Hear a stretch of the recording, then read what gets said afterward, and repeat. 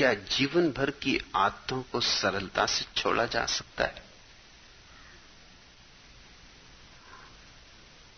आदत आदत ही है, स्वभाव नहीं। स्वभाव को नहीं छोड़ा जा सकता। आदत पकड़ी जाती है, छोड़ी जा सकती है, और आदत तुम्हें नहीं पकड़ती, तुम ही आदत को पकड़ते हो। इसलिए जब चाहो तब छोड़ सकते हो। और ध्यान रहे, आदत सरलता से ही छोड़ी जा सकती। अगर आदत को कठिनाई से छोड़ा तो छूटेगी नहीं, पीछे के दरवाजे से वापस आ जाएगी।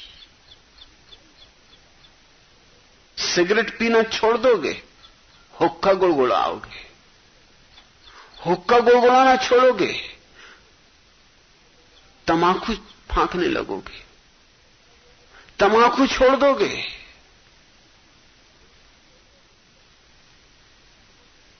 तो कुछ और उपद्रव करोगे। उपद्रव से बचना बहुत मुश्किल है। इसलिए मुश्किल है कि तुम आदत की जड़ में नहीं जाते। आदत को छोड़ने में ज्यादा उत्सुकता लेते हो, समझने में कम। समझ लो तो आदत को छोड़ना सरल है, मगर समझने की फुर्सत किसे? समझना कौन चाहता है? छोड़ने की फिक्र है। और यहां लोग हैं चारों तरफ समझाने वाले, बताने वाले, ये छोड़ो, ये बुरा है, वो बुरा है। तुम जो भी करो उसको छुड़ाने वाले लोग मिल जाएंगे। तुम्हारा जीना हराम कर देंगे। अगर तुम सारे लोगों की बातें सुनो तो जीना बिल्कुल हराम कर देंगे। मैंने सुना है, एक बाप और बेटा अपने गधे को बेचने बाजार की तरफ गए। रात थी, पूरे चांद की रात थी। दोनों पैदल चले जा रहे थे। कुछ लोग रास्ते पे मिले, उन्होंने कहा, अरे देखो ये गधे देखो। दो गधे गधे को लिए जा रहे हैं, तीनों गधे। बूढ़े ने पूछा, तुम्हारा मतलब? उन्होंने कहा, जब गधा साथ है तो पैदल क्यों चल रहे?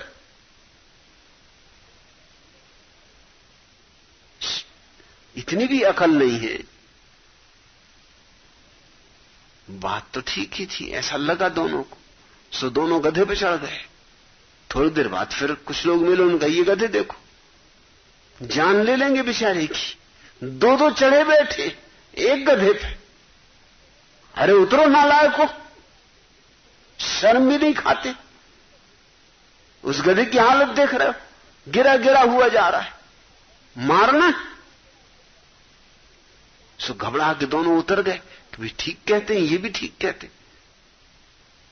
थोड़ी देर बाद फिर कुछ लोग मिले, उन्होंने पूछा कि जब गधा साथ है तो ये बूढ़े आदमी तो कम से कम बिठा दो। जवान बेटे को कहा कि बूढ़े को तो ना घसीटो, तू तो जवान है, चल सकता है, मगर बूढ़े आदमी को तो गधे बिठा दे। ये बात भी जची। थोड़ी दूर आगे फिर कुछ लोग मिले। लोगों की कोई कमी है? तुम ना भी मिलना चाहो तो क्या, लोग तो मिलेंगे ही। लोग ही लोग तो भरे हैं चारों तरफ। उन्होंने कहा, ये भी मजा देखो। बाप तो चढ़ा बैठा है और बेचारे बेटे को पैदल चला रहा है। अरे शर्म भी आनी चाहिए, बुजुर्ग होके इतनी अकल तो होनी चाहिए। बाप घबरा के नीचे उतर गया, बेटे को चढ़ा दिया। फिर कुछ लोग मिल गए, उन्होंने कहा, ये देखो मजा आ गया, कलयुग। बेटा चढ़ा बैठा है, बूढ़ा बाप पैदल चल रहा है। अरे हरामजादे, बूढ़े को पैदल घसीट रहा, खुद चढ़ा बैठा है गधे पे। शर्म नहीं आती? चुल्लू भर पानी में डूब मर। घबरा के बेटा उतर गया। उन्होंने सोचा अब करना क्या है, मतलब सब जो किया जा सकता था कर चुके, अब तो एक ही उपाय बचा। उन दोनों ने सोचा कि अब हम दोनों गधे को ढोएं, और तो कुछ बचा नहीं करने को, और तो सब गणित हो चुके।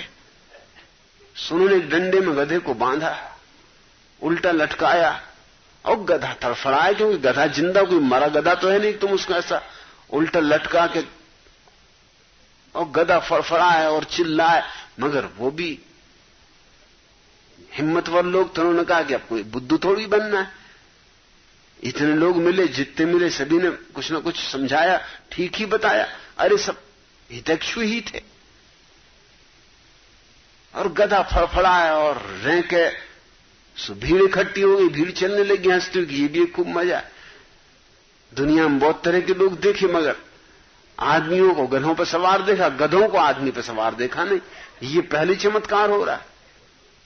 मगर अब लड़के और बाप ने भी कहा कि अब कब तक ऐसी सुनते रहेंगे, अब तो कुछ बचे नहीं करने को, यही एक आखिरी काम था, सो करके दिखा दें। एक पुल पर से गुजर रहे थे, भीड़ इतनी इकट्ठी हो गई और लड़के शोरगुल मचाने लगे और हुहल्ला इतना मचा और गधा ऐसा तड़फा और फड़का कि वो नदी में गिर गया। वो मरी गया बेचारा। गए थे बेचने, खाली हाथ घर लौटा है। तुम अगर लोगों की सुनोगे तो हर तरह की सलाह देने वाले लोग मिल जाएंगे। अगर आलू खाते हो कोई मिल जाएगा, आलू मत खाना। क्यों भाई? आलू खाना पाप, आलू खाए कि नरक गए। जैन आलू नहीं खाते, या जो भ्रष्ट हो गए वो खाते हो तो बात अलग। उनको धर्म का कुछ पता नहीं। जो चीज जमीन के नीचे पैदा होती, जिसको सूरज की रोशनी नहीं मिलती, उसको खाने से तामस बढ़ेगा। बात तो बड़ी गजब की। अंधेरे में पैदा होगी, अंधेरा भरा होगा भीतर उसके, खाओ तामसी हो जाओगे। अब मारे गए, आलू चिप्स भी नहीं खा सकते। खाओ आलू चिप्स, सड़ोगे न रख में। फिर एक एक चिप्स का बदला चुकाना पड़ेगा। ऐसे ही छील छील के चिप्पें निकाली जाएंगी और वहां कढ़ाओं में चुराए जाओ कि और खाओ बेटा आलू चिप्स। अरे जरा आ रही जवान पे कुछ काबू करो, जिभ्या पे बस करो। जैन मुनि समझाते, जिभ्या पे बस करो। क्या आलू में उलझे हो? और अभी अखबारों में खबरें आ रही कि जो आलू खाता है उसको पेट का कैंसर नहीं होता। अब बड़ी मुश्किल हो गई। आलू न खाया, पेट का कैंसर हो जाए, मरोगे पेट के कैंसर। नरक वगैरह तो होगा, जब होगा, मगर पेट का कैंसर हो जाएगा और आलू नहीं खाया। अब जरा सोचना पड़ेगा, करना क्या? नरक में मरना कि कैंसर में सड़ना? और नरक है कि नहीं पता नहीं, और होगा भी तो इतनी भीड़ होगी वहां कि तुमको जगह कहां मिलेगी। क्यू में खड़े रहोगे जन्मों तक तो, और भीतर भी प्रवेश पा लिया तो भी कड़ाहे कितने होंगे, वो भी कभी के कम पड़ चुके होंगे। कितने अनंत लोग पैदा हो चुके और आलू खा चुके और नरक जा चुके। तुम्हारी क्या गणना होगी?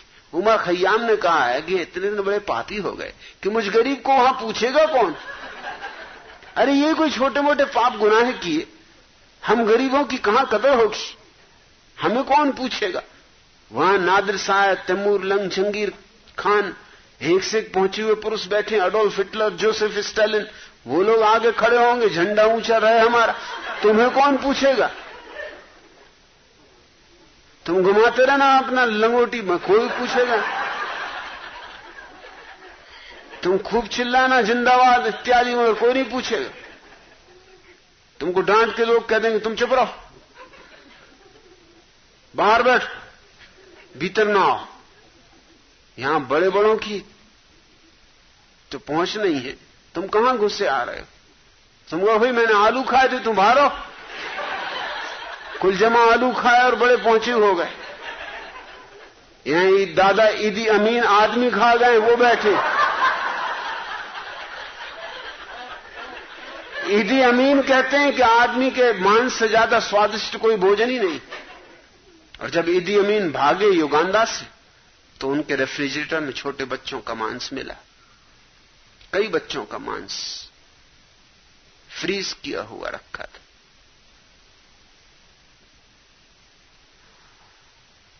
कहते हैं तो अनुभवी हैं वो। अब अनुभवियों से कौन झंझट मोल ले। कहते हैं तो ठीक ही कहते हो, क्योंकि मैंने तो कभी चखा नहीं, इसलिए अब कुछ कह भी नहीं सकते। वो कहते हैं कि इससे स्वादिष्ट कोई भोजन ही नहीं।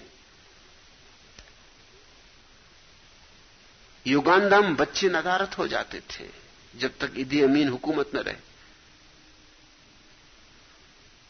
और लोग सोचते थे कि कौन ले जाता है, शैतान, चोर, बदमाश।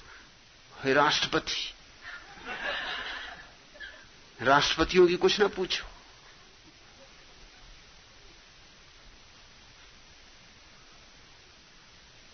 क्या क्या आदमी पड़े हैं दुनिया में।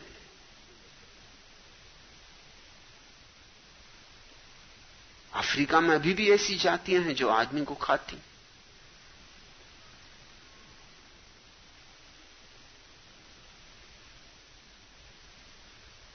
और मानती हैं कि आदमी के मांस से स्वादिष्ट कोई मांस नहीं होता। सच तो यह है कि दुनिया के अनेक बड़े होटल जहां आदमी का मांस चलता है, बच्चे चोरी जाते, छोटे बच्चों का मांस ज्यादा स्वादिष्ट होता है। ये जो बच्चे चोरी चले जाते हैं, ये कहां खो जाते? ये 5 स्टार होटलों में खो जाते। और तुम्हें शायद पता भी ना हो कि तुम जो मांसाहार कर रहे हो वो किसका कर रहे हो। अब ऐसे पहुंचे हुए पुरुषों के सामने तुम अपना बटाटा बड़ा, हम बटाटा बड़ा खाते रहे तो खाते रहे, जाओ और खाओ 10-25 जन्म, फिर आना। मगर लोग हैं कि किसी भी चीज के पीछे पड़े। कोई तमाकू चबा रहा है, वो सोचता है कि मारे गए, पाप कर रहे हैं। क्या खाक पाप कर रहे हैं? तमाकू न चबाओगे, बकवास करोगे। क्योंकि वैज्ञानिक कहते हैं तमाकू चबाना, पान चबाना, सुपारी चबाना, अमेरिका में च्यूइंग गम, गात कोई चबा रहे हैं। इसके पीछे कुछ राज है। ये इतना चबान जो चलती दुनिया में, चरवण, इसके पीछे कुछ कारण। और उसका कारण यह है कि अगर नहीं चबाओगे तो फिर बातचीत करनी पड़ेगी। मुंह चलेगा, मुंह चलनी चाहिए। इससे तो बेहतर भी है तमाकू ही चबाओ, नहीं किसी की खोपड़ी खाओगे। तो लोग अपने बैठे तमाकू बना रहे हैं, कुछ समय उसमें निकला, कुछ चबाने में निकला, कुछ पिचकारी चलाने में निकला।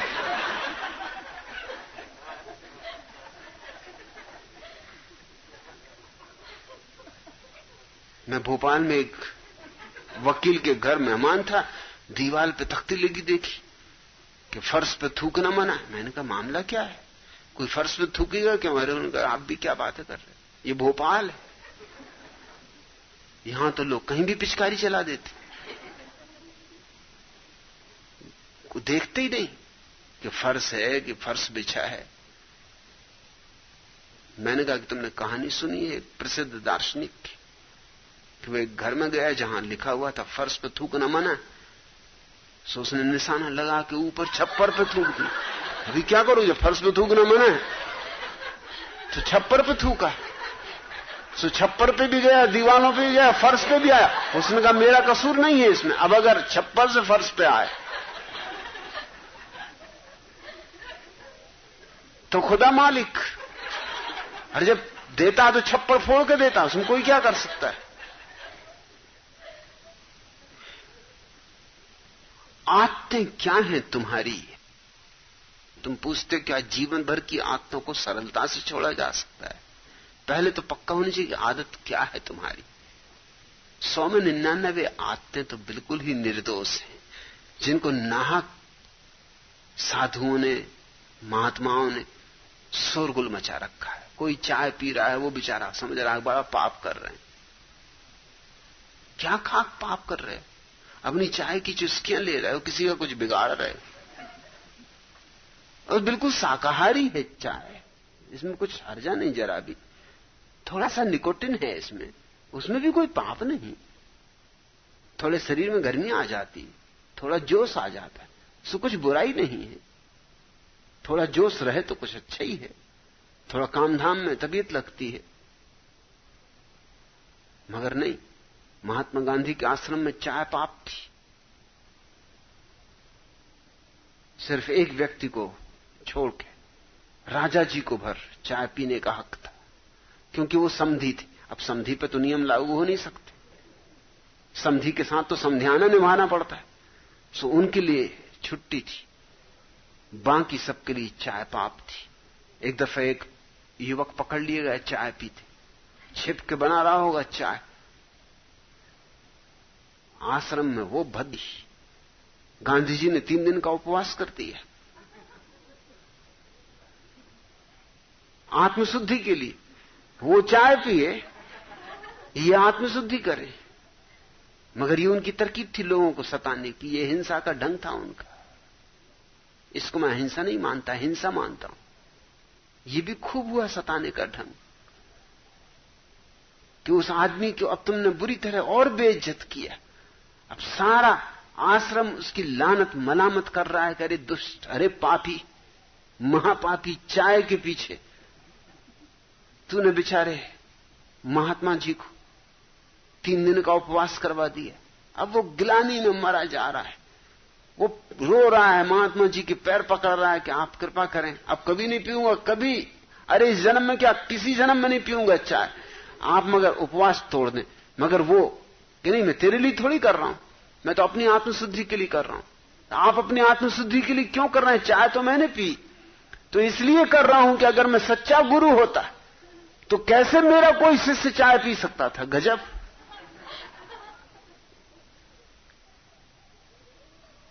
तो मैं तो अपनी आत्मशुद्धि कर रहा हूं, तेरा इससे कुछ मामला नहीं। ये सताने की तो खूब तरकीब रही। अहिंसा के नाम पर बड़ी गहन हिंसा हो गई। दूसरा मेरे अनुसार चले, इसकी इतनी प्रबल आकांक्षा ही हिंसा है। इसलिए मैं कुछ भेद नहीं देखता। सरहदी गांधी का कल फिर मैंने वक्तव्य देखा, किसी ने पूछा उनसे कि आप क्या कहते हैं, भारत में इतने व्यभिचार हो रहा है, बलात्कार हो रहा है, तो उन्होंने कहा एक एक को पकड़ के गोली मार देनी चाहिए।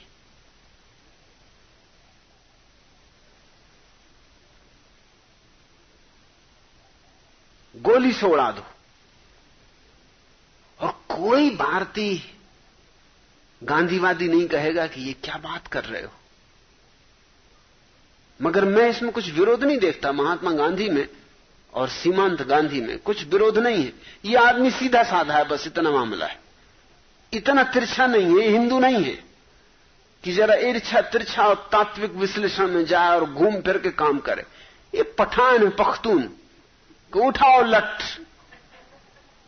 करो फैसला, साफ सीधा सामना करो, गोली मार दो। वो तो ऊंची बात कह रहा है, गोली मार दो, मगर गोली कौन मारेगा? वो जो गोली मारने वाला वही तो बलात्कार कर रहा है। उसको जो गोली मारेगा वो बलात्कार करेगा। यूं बलात्कार नहीं मिटाया जा सकता गोली मारने से। जिसके हाथ में बंदूक होगी वो बलात्कार करेगा। जिसके हाथ में बंदूक रही उसने हमेशा बलात्कार किया। ये कोई नई बात है, कोई आज की बात है। राजाओं की हजारों रानियां हुआ करती थी, ये बलात्कार नहीं था तो क्या था? और अतीत में ही नहीं, अभी आज से 50 साल पहले निजाम हैदराबाद की 500 पत्नियां थी। सिर्फ 50 साल पहले, इसी सदी में, 20वीं सदी में 500 रानियां। लोग मुझसे पूछा करते थे कि हम मान नहीं सकते कि कृष्ण की 16,000 रानियां रही हों। मैं उनसे कहता क्या अड़चन है? अगर 20वीं सदी में 500 रानियां हो सकती हैं तो 32 का ही गुणा करना है, कोई बहुत बड़ा मामला नहीं। 5,000 साल पहले 16,000 हो सकती थी। जिसकी हाथ में लाठी थी उसकी भैंस अपनी भैंस नहीं, बाकी सबकी भैंसें भी ले आए।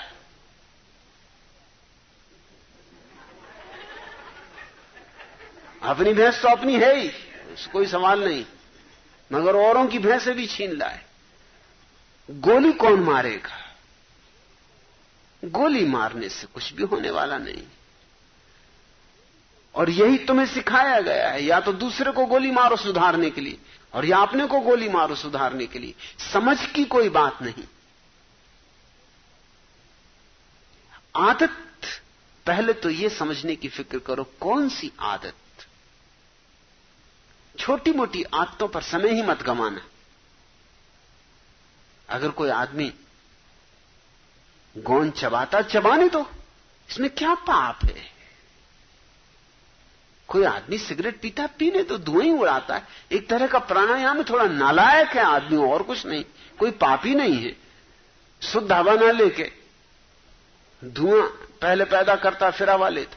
और सच तो यह बंबई, न्यूयॉर्क और लंदन जैसे नगरों में सिगरेट पीना बिल्कुल बेकार है। हवा में इतना धुआं वैसे ही है। अब कारें और रेल के इंजन और हवाई जहाज और कारखाने इतना धुआं छोड़ रहे हैं कि न्यूयॉर्क में वैज्ञानिक चकित हैं कि इतना धुआं आदमी बचा कैसे ले रहा है।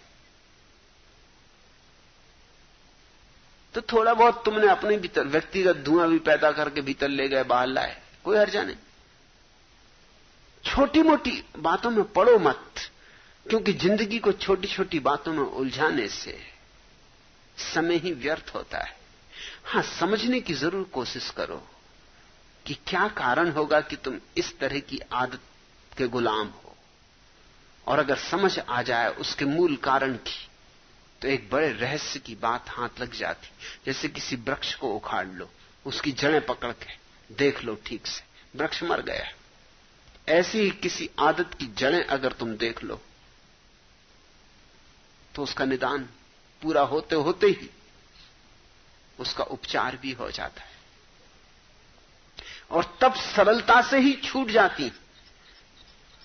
लेकिन लोग उल्टे सीधे काम करके आदतें छोड़ना चाहते, तो नई आदतें फंस जाएंगी। एक से निकले, कुआं से निकले, खाई में गिरे।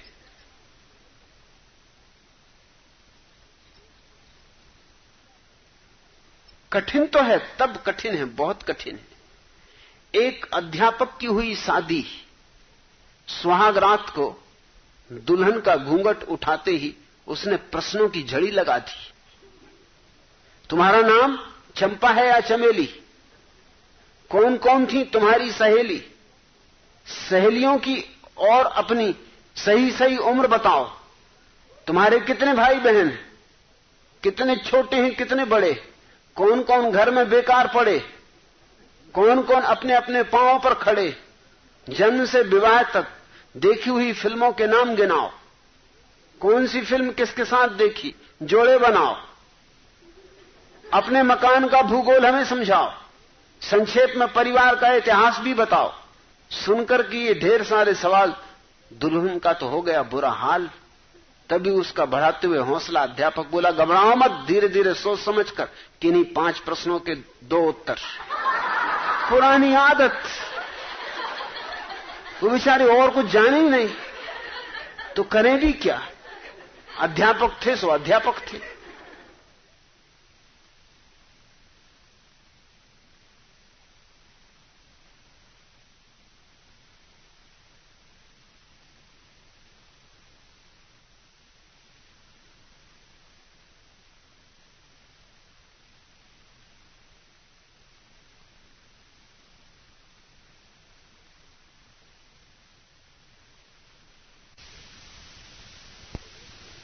मैं अपने गणित के एक अध्यापक को जानता हूं, वो ज्यामिति पढ़ाते थे, उनकी 6 महीने की सजा हो गई।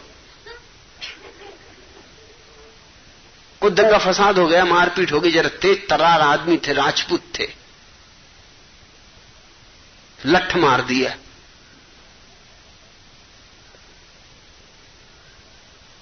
छह महीने की सजा हो गई। मुझसे उनका बड़ा लगाव था, आदमी सीधे साफ थे। सो मैं उन्हें लेने गया। जब वो निकले जेल से, सो मैं दरवाजे पे उनका स्वागत करने गया। मैंने उनसे पूछा कि सब ठीक ठाक तो रहा और कोई गड़बड़ तो नहीं हुआ? और सब तो ठीक था, लेकिन जिस कोठरी में मुझे रखा उसमें बड़ी बेचैनी थी। क्या तकलीफ थी? बहुत छोटी थी, अंधेरा था। अंधेरा और छोटी मोटी से मुझे कुछ मतलब नहीं, लेकिन उसके कोने 90 के अंश के नहीं थे, इरछे तिरछे थे। उससे मेरी जान नहीं। 6 महीने बस एक ही बात मेरे दिन में खटाखट, मेरी खोपड़ी में खटाखट लगे कि किस मूर्ख ने इस कोठरी को बनाया। अरे 90 का कौन, तो 90 का होना चाहिए। वो ज्यामिति के अध्यापक थे, तो उनको बात आखिरी होगी। मेरी भी समझ में आया कि वो उनको बहुत कष्ट रहा होगा। उनका बस चलता तो वो ठीक ठाक कर देते कोठरी को तोड़ के, मगर वो वहां कुछ कर भी नहीं सकते थे, हथकड़ियां पड़ी हुई थी। तो और मुश्किल थी। और 6 महीने उसी कोठरी में रहना और दिन रात वही गलत कोने देखना, इरछे तिरछे, वो उनके बस के बाहर था। मैं जानता था उनको कि अगर उनकी कक्षा में कोई जरा भी ज्यामिति में गड़बड़ करके ले जाए तो उसमें वो गलत सही का निशान नहीं लगाते थे, एकदम पन्नी फाड़ देते थे। राजपूत थे, गलत चीज को वहीं मिटा के साफ कर देते थे। मैंने कहा मैं आपकी तकलीफ समझता हूं। अंधेरे मंधेरे की मुझे कोई फिक्र नहीं। अरे अंधेरा कितना ही रहता, मैं गुजार लेता। अंधेरा होता तो अच्छा ही था, बिल्कुल दिखाई नहीं पड़ता तो अच्छा था, मगर वो कोने ऐसे छाती में ठक ठक, और 24 घंटे आंख खोलो तब लाख उपाय करो, कहीं भी देखो चारों कोने इतनी गड़बड़ थी। इधर देखो तो ये कोना गड़बड़, उधर देखो तो वो कोना गड़बड़। और कब तक दीवाल देखते रहो, और दीवाल भी देखते रहो तो पता है क्यों दीवाल देख रहे हो, वो कोनों से बचने के लिए देख रहे हो। कठिन तो होगा। गाड़ी में यात्रा करते हुए एक महाशय बड़ी देर से अपनी छींक को रोक रहे थे। छींक आने को होती तो अजीब शक्ल बनाकर उसे रोकते। अब छींक को रोकना कोई आसान बात नहीं, कोई महायोगी ही रोक सकता है। एक सहयात्री आखिर पूछ ही बैठा, आप ये क्या कर रहे हैं? आखिर आप छींक को रोक क्यों रहे हैं? क्यों नहीं जाने देते? कितना कष्ट उठा रहे हैं? कैसा कैसा चेहरा बना रहे हैं कि मुझे तक डर लगता है कि पता नहीं आगे आप क्या करेंगे। सब तरह की योगासन साध रहे हैं, निकल जाने तो छींकी है, क्या खो जाएगा? इसमें कौन सा व्यभिचार हुआ जा रहा है? उन महाशय ने कहा, आपको पता नहीं, मेरी बीबी का कहना है कि जब भी छींका है तो समझ लो कि मैंने याद किया है, और तुरंत आपको मेरे पास आ जाना चाहिए। सहयात्री बोला, आपकी बीबी है कहां? उन महाशय ने कहा, ये मत पूछे, ये याद मत दिलाओ, कब्र में मर गई, मर घबराहट छोड़ गई। छींक तब से मैंने ली नहीं जब से बीबी मरी, क्योंकि वो कहती थी जब भी छींका है तो समझ लेना कि मैंने याद किया है, और जहां भी हो तत्क्षण मेरे पास आ जाना। प्राण निकल जाए मगर मैं छींक नहीं लूंगा, पहले प्राण निकलेंगे फिर छींक निकलेगी। इस तरह अगर मुसीबत के काम करोगे तो निश्चित ही बहुत कठिन हो जाएगा। एक शिकारी ने खूब ऊंचे उड़ते हुए बगले को गोली से मार गिराया। पास ही खड़े चंदूलाल मारवाड़ी यह देख रहे थे। वह देखकर उस शिकारी से बोले, तुमने ये गोली यूं ही बेकार कर दी। कैसे? शिकारी का प्रश्न था। चंदूलाल बोले, अरे इतनी ऊंचाई से गिरकर तो बगुला अपने आप ही मर गया होता, इसमें गोली क्यों खराब थी? मारवाड़ी बुद्धि, वो अपना हिसाब बिठा रही, नहा की गोली खराब हो गई। अरे इतनी ऊंचाई से तो अपने आप ही मर जाता, गिरता भर, इसमें कौन सा तुमने गजब कर दिया?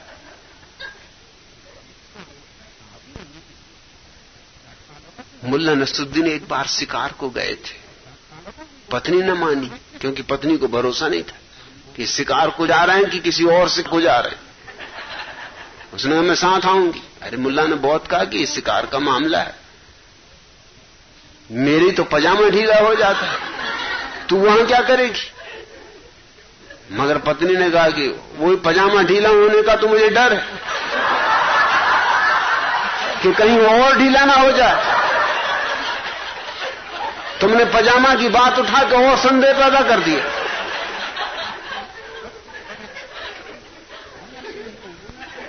मैं नजर रखूंगी, पजामा ढीला नहीं होने दूंगी, मैं आती हूं। अब नहीं मानी बीवी तो ले जाना पड़ा। बीवी को बिठा दिया एक झोपड़े में और खुद बाहर जाके शिकार करने को निकले। पीछे पीछे एक आदमी दौड़ता हुआ आया। उसने कहा, अरे बड़े मियां कहां जा रहे? एक चीता झोपड़े में घुस गया है, तुम्हारी बीवी अकेली, कुछ करो। नसरुद्दीन ने कहा, भैया मैं क्या कर सकता हूं? अब चीता खुद ही अपने हाथ से मुश्किल में पड़ा है, अब बेटा अपने को बचाए खुद ही। अरे हमें कौन बचाने आया? जब 20 साल हम फंसे रहे, कोई माई का लाल नहीं आया, तब चीता जाने और चीता का भाग्य जाने। अब जो होगा सो होगा। वो आदमी तो चौंकी खड़ा रह गया, उसकी कुछ समझ में नहीं आया कि बात क्या हो रही। उसको नसरुद्दीन के अनुभव का पता नहीं कि वो बीबी ऐसी है नसरुद्दीन की कि चीता के छक्के छोड़ा देगी।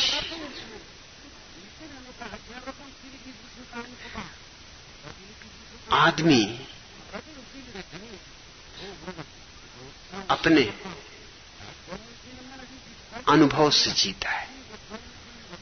तुम अगर 50 साल जी चुके हो तो तुम क्या है? तुम्हारा मन क्या है? 50 साल का संचित अनुभव। तुम्हारी आदतें भी उस अनुभव से निकली। अगर तुम उनको जबरदस्ती बदलना चाहो तो मुश्किल होगा। उनकी जड़ें 50 साल के अनुभव में फैली हुई। आज ऊपर ऊपर अंकुर दिखाई पड़ रहे हैं, लेकिन जड़ें तो बहुत गहरी गई हुई। तुम ऊपर से अंकुर काट दोगे, फिर नए अंकुर निकल आएंगे, जड़ें तो मौजूद रहेंगी। इसलिए आत्माओं को बदलना कठिन मालूम होता है, क्योंकि तुम केवल पत्ते काटते हो, शाखाएं काटते हो, और जड़ों का तुम्हें कुछ पता नहीं। मेरा तुमसे निवेदन है कि पहली तो बात, छोटी छोटी आदतों को काटने में पड़ना मत, क्योंकि उनको काट भी लिया तो कुछ बड़ा सार नहीं। और जीवन में 99% तो ऐसी छोटी मोटी आदतें हैं जिनको व्यर्थ ही तुम बड़ा चढ़ा के देख रहे हो, और तुम्हारे महात्मागण उन्हीं पर रोज रोज हमला बोलते रहते और नाहक तुम्हें परेशान किए हुए। निर्दोष है तुम्हारी आदतें। अब अगर तुम्हें भोजन स्वादिष्ट अच्छा लगता है तो कोई पाप नहीं, ये बिल्कुल स्वाभाविक है। लेकिन तुम्हारे महात्मा कहेंगे कि ये बात ठीक नहीं, तुम जिह्वा के गुलाम, नमक छोड़ दो, बिना नमक के भोजन करो। अब बिना नमक के भोजन करोगे मुश्किल में पड़ोगे, क्योंकि नमक शरीर की जरूरत है।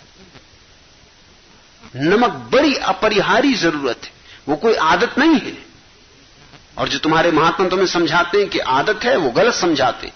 और जो तुम्हें समझाते हैं कि बिना नमक का भोजन करो, ये महात्याग है, वो मूर्खतापूर्ण बात समझा रहे हैं। तुम्हारे शरीर को नमक की जरूरत है। तुम्हारे शरीर में 80% समुद्र के पानी का ही अंश है, और उसमें उतना ही नमक चाहिए जितना समुद्र के पानी में होता है, तो ही तुम स्वस्थ रह सकते हो। अन्यथा नमक के बिना तुम एकदम शिथिल हो जाओ। नमक के बिना तुम्हारी जीवन ऊर्जा क्षीण हो जाएगी, तुम्हारी तेजस्विता खो जाएगी। इसलिए तो कहा जाता है कि उस आदमी की जिंदगी में बड़ा नमक है। या जीसस का प्रसिद्ध वचन है कि जागे हुए ही इस पृथ्वी के नमक है। उसका मतलब इस मुहावरे का मतलब कि उन्हीं के कारण इस जगत में थोड़ी रौनक है, थोड़ा जीवन है, थोड़ी ऊर्जा है, थोड़ी चमक है, दमक है, थोड़े दिए जलते, थोड़ी रोशनी। लेकिन तुम्हारे महात्मा तुम्हें समझा रहे हैं बेहूदी बातें। नमक छोड़ दो, कोई कहता है घी छोड़ दो, कोई कहता है शक्कर मत खाना, कोई कहता है मिठाई छोड़ दो। ये सब जरूरतें हैं। हां, जरूरत से ज्यादा तुम लेते हो तो नुकसान की बातें हैं। तो जरूरत से ज्यादा तो पानी भी पियोगे तो नुकसान की बात है। इसमें कोई नमक और घी और शक्कर का सवाल नहीं है। होशपूर्वक जियो, छोड़ा छाड़ी में मत पड़ो। जो जरूरत है, अब तुम्हारे महात्मागण तुम्हें समझाते हैं कि ज्यादा सोने से तामस बढ़ जाएगा, तो कितने घंटे सोने की आज्ञा है उनकी तरफ से? उनसे पूछो तो वो कहते हैं कम करते जाओ, बस 2 घंटे सो लिए तो बहुत। मगर अगर तुम 2 घंटे सोओगे तो दिन भर आलस में रहोगे। और तब महात्मा की बात बिल्कुल ठीक जचेगी। वो कहेगा कि तुम तामसी हो, नींद कम करो और कम करो। और असली कारण ये है कि तुम नींद कम कर रहे हो, इसलिए तामस बढ़ रहा है। जवान आदमी को 6 और 8 घंटे के बीच सोना ही चाहिए। हां, बूढ़े के लिए अपने आप नींद कम हो जाती, 4 से 5 घंटे हो जाती, और बूढ़ा हो गया तो 3 ही घंटे रह जाती। बच्चे मां के पेट में 24 घंटे सोते। क्या तुम सोचते हो तामसी है इसलिए? 24 घंटे सोते इसलिए बढ़ते। 9 महीने में जो बढ़ाव होता है वो फिर जिंदगी में कभी भी नहीं होगा। बढ़ने के लिए नींद जरूरी। फिर पैदा होने के बाद 23 घंटे सोएंगे, 22 घंटे सोएंगे, 20 घंटे सोएंगे, 18 घंटे सोएंगे। धीरे धीरे नींद अपने आप कम होती जाएगी। जितनी जरूरत है उतनी रह जाएगी। न कम सो न ज्यादा सो, तब तुम्हारे जीवन में संतुलन होगा। और कोई दूसरा तय नहीं कर सकता कि कितना सो, क्योंकि प्रत्येक व्यक्ति की जरूरत अलग होगी। जो आदमी मजदूरी कर रहा है उसको ज्यादा नींद की जरूरत पड़ेगी, और जो आदमी टेबल कुर्सी पे बैठ के काम कर रहा है उसको कम नींद की जरूरत पड़ेगी। बुद्धिजीवियों को कम नींद की जरूरत पड़ेगी, श्रमजीवियों को ज्यादा नींद की जरूरत पड़ेगी। फिर प्रत्येक के शरीर पर निर्भर होगा, क्योंकि जितना ज्यादा भोजन तुम्हारा शरीर पचाएगा उतनी ज्यादा नींद की जरूरत पड़ेगी। जितना तुम्हारे लिए कम भोजन शरीर पचा सकता है उतनी कम नींद की जरूरत पड़ेगी। भोजन के अनुसार नींद में फर्क पड़ता जाएगा। श्रम, भोजन तुम्हारे जीवन का कार्य। अब तुम्हारे महात्मागण अगर कम सोते हो तो उसमें कुछ आश्चर्य नहीं। काम ही कुछ नहीं करेंगे तो नींद कम अपने आप हो जाएगी। इसमें कुछ महात्मापन नहीं।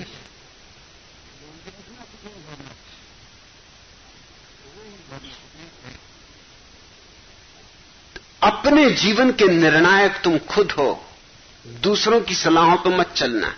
इसलिए मुझे पता नहीं कि तुम किन आदतों की बातें कर रहे हो।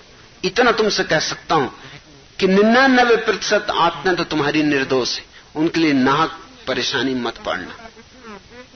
हां, 1% आदत ऐसी हो सकती है जो कि छोड़ने जैसी हो, जैसे कोई मांसाहार करता हो।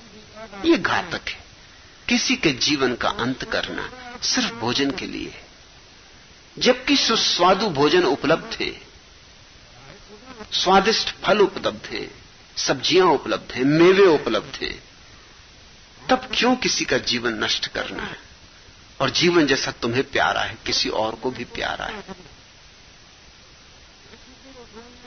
तो ऐसी कोई आदत हो तो जरूर छोड़नी चाहिए, मगर वो भी छोड़नी चाहिए समझ से, जबरदस्ती नहीं, चेष्टा से नहीं, बोध से। इसलिए मेरा जोर उसको भी छोड़ने पर कम है, समझने पर ज्यादा है। ये मेरा अनुभव है कि जो व्यक्ति ध्यान में शांति को उपलब्ध होने लगता है उसका मांसाहार अपने आप छूटने लगता है। यहां तो मेरे सन्यासियों में अधिक मांसाहारी परिवारों से आए हुए लोग, सारी दुनिया से आए, सारी दुनिया मांसाहारी, लेकिन यहां आके अचानक धीरे धीरे आहिस्ता आहिस्ता, और मैं कहता नहीं उनसे, कोई जबरदस्ती नहीं कि उनको छोड़ना ही है, लेकिन जैसे जैसे ध्यान की गहराई उतरनी शुरू होती, उनको खुद ही ये बात दिखाई पड़नी शुरू हो जाती अपने आप।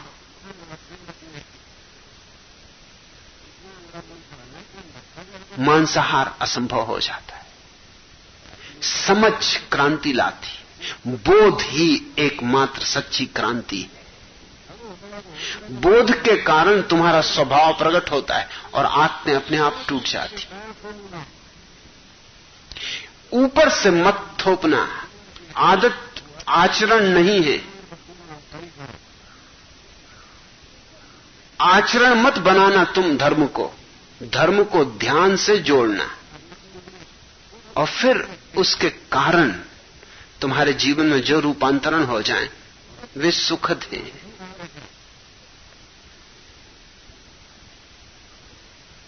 तुम्हारी दृष्टि बदलेगी तो सृष्टि बदल जाती है।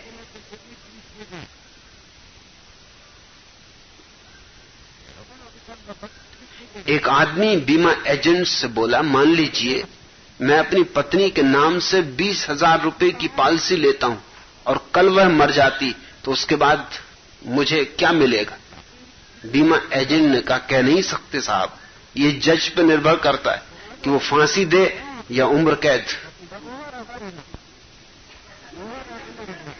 आज ही पॉलिसी करवा रहे हैं 20,000 रुपए की और विचार कर रहे हैं कि कल अगर मर जाए तो क्या मिलेगा।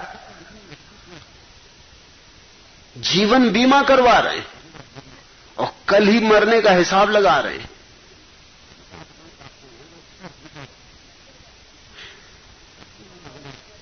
लोगों के भीतर हिंसा पड़ी हुई है।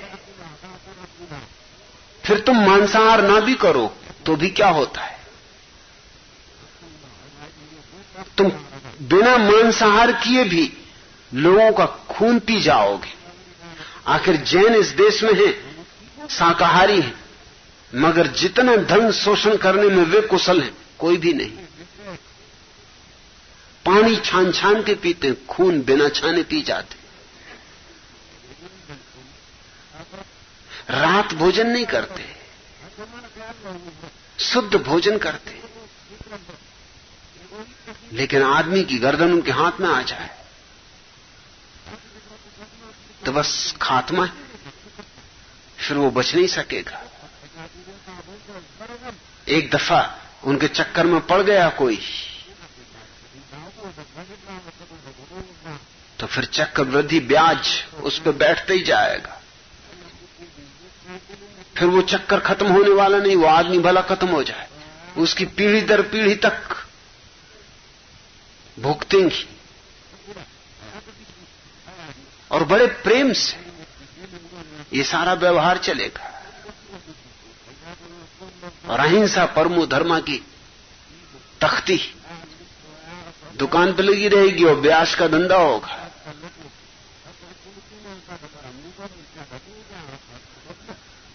तुम ऊपर से कुछ छोड़ दो, इससे फर्क नहीं पड़ने वाला। महावीर ने कहा हिंसा छोड़ दो, तो छोड़ दी लोगों ने हिंसा। इतनी छोड़ दी कि जैनों को कोई उपाय ही न रहा। छत्री हो नहीं सकते क्योंकि उसमें तलवार उठानी पड़ती, और शूद्र तो कोई होने नहीं चाहता क्योंकि कौन पाखाना ढोएगा।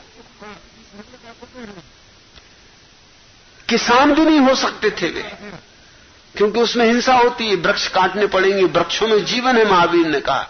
पौधे उखाड़ोगे, वृक्ष काटोगे, इतने जीवन की हत्या होगी, नरक जाओगे। तो फिर जैनों के लिए सिवाय व्यवसाय के कुछ भी ना बचा। जैन अनिवार्य रूपेण वणिक हो गए, बनिया हो गए, हो ही जाना पड़ा उनको। मगर उनकी सारी हिंसा उनकी बनियागिरी में उतर आई। इसलिए उनके शोषण का पंजा सबसे ज्यादा मजबूत हो गया। इस देश में उनकी संख्या कम है, लेकिन धन की तादाद उन पर काफी। इसलिए मैं तुमसे ऊपर से बदलने को नहीं कहता, मैं कहता हूं किसी आदत को अगर तुम देखो कि उसमें गलती है, पाप है, तो उसकी जड़ में जाना, समझने की कोशिश करना और ध्यान में उतरो। देव ने कहा, प्रिय देखो ना मैं तुम्हारे लिए कितनी बढ़िया चीज लाया हूं।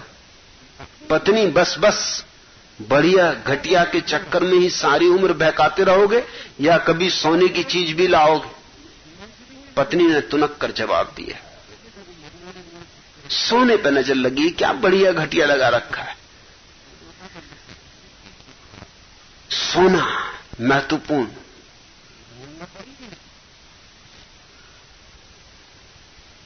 सोना इतना महत्वपूर्ण क्यों हो गया? ताकत लाता है, बल देता है, लगता है मैं भी कुछ हूं।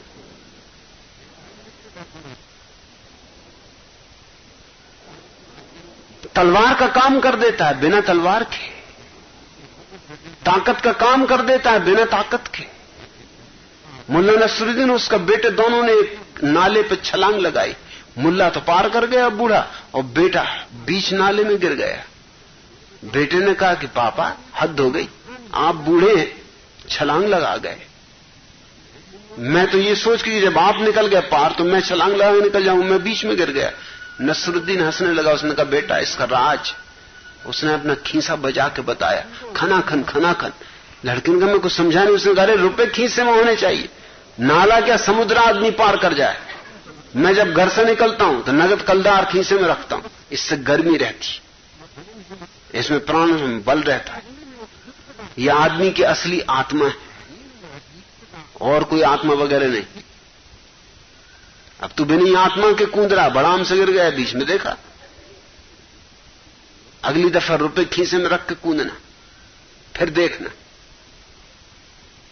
रुपए का एक बल है, दिखाई नहीं पड़ता कहीं भी, लेकिन रुपए की बड़ी हिंसा है। रुपया यूं मार देता बिना मारे। तो तुम एक तरफ से बचोगे तो कहीं दूसरी तरफ से तुम्हारे सब रोग प्रकट होने शुरू हो जाएंगे। इसलिए बचने की जल्दी मत करो, समझने की फिक्र लो। और समझ आती है केवल ध्यान से, और किसी तरह से नहीं आती। निर्विचार जब तुम होना सीख जाओगे, उस निर्विचार अवस्था में तुम्हारा चित्त का दर्पण ऐसा साफ होता है, धूल रहित, कि उसमें सब साफ साफ दिखाई पड़ने लगता है। फिर उसी दृष्टि के अनुसार जीवन को चलाने में कोई कठिनाई नहीं। तुम पूछते हो कि क्या जीवन भर की आदतों को सरलता से छोड़ा जा सकता है? बिल्कुल सरलता से छोड़ा जा सकता है, लेकिन छोड़ने की कोशिश से नहीं। एक परोक्ष प्रक्रिया है, ध्यान के माध्यम से, बोध के माध्यम से सारी आदतें छूट जाती।